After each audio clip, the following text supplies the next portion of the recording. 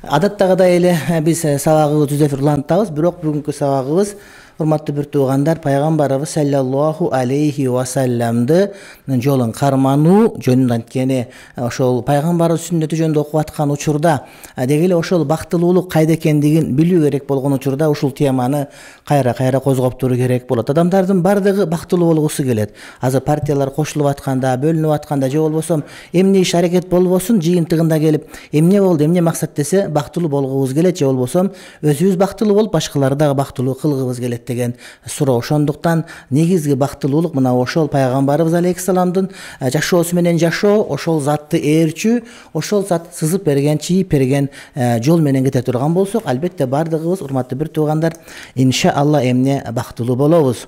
Аллах Таала Кур'ани Каримде урматтуу бир туугандар пайгамбарыбыз алейхиссаламга ыйман келтирүүгө буйруган.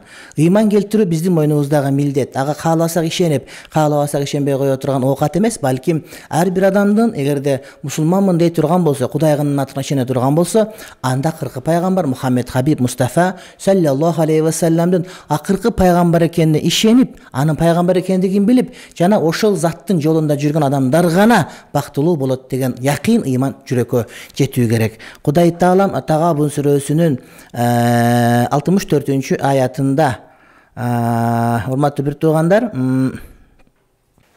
فآمنوا بالله ورسوله والنور الذي أنزلنا والله بما تعملون خبير. Аллах Таалага ыйман келтиргиле, Аллахтын элчиси Мухаммед Хабиб Мустафа саллаллаху алейхи ва салламга ыйман келтиргиле, жана биз силерге түшүргөн нурга. Нур эмне? Бул хидаят, бул ыйман, бул ислам жолу, бул мусулманчылык, бул Кур'ани Карим. Адамдар ушул нурга түшкөндө гана урматтуу бир туугандар туура жолду табышат, жана туура жолдун өзү мына ошол нур болуп эсептелет. Ал эми нурдан бөлөк кеткендердин бардыгы канчалык сөздөрү жылтыраак болбосун, канчалык мындай бир адамдарга жага турган сөз таап сүйлөбөсүн, анда толук менен нур болгон эмес, нурга гана жугат, тазаларга гана жугат. Валлаху бима та'малуна хабир. Кудай Таалам силердин кылып аткан иштериңердин бардыгын эмне билип турат дейт урматтуу бир туугандарым. Пайгамбарыбыз алейхиссалам жөнел адам эмес. Албетте биз үлгү кылып ээрчийбиз деген же болбосо ошо бизге жол көрсөтөмүн деп аткан кыйындардын көпчүлүгү эмес, дээрлик пайгамбарыбыздан башкасы, пайгамбарлардан башкасы алар карапайым адамдар жана толук түрдө бизге үлгү боло албайт.